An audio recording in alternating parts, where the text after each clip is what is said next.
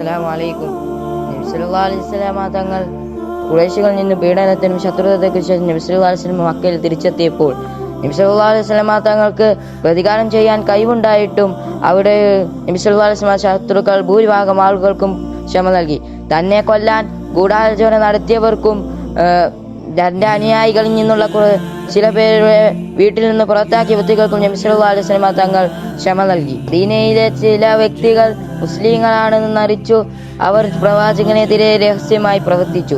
ഖബർ വിശ്വാസികളുടെ നേതാവായ അബ്ദുല്ലാഹ് ഇബ്നു ഉബൈ നബി സല്ലല്ലാഹു അലൈഹി വസല്ലമ തങ്ങളെ പലപ്പോഴായി പരിഹസിച്ചും ദുർബലപ്പെടുത്തുകയും ചെയ്തു.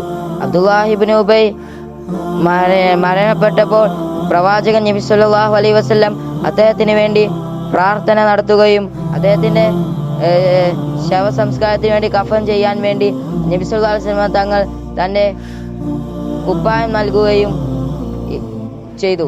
ഇതിൽ നിന്ന് നമുക്ക് മനസ്സിലാക്കാം നബി സല്ലല്ലാഹു അലൈഹി വസല്ലം തങ്ങളുടെ അവിടുത്തെ കാരുണ്യവും അവിടുത്തെ ക്ഷമയും. ഇത്രയും പറഞ്ഞു നിർത്തുന്നു. അസ്സലാമു അലൈക്കും.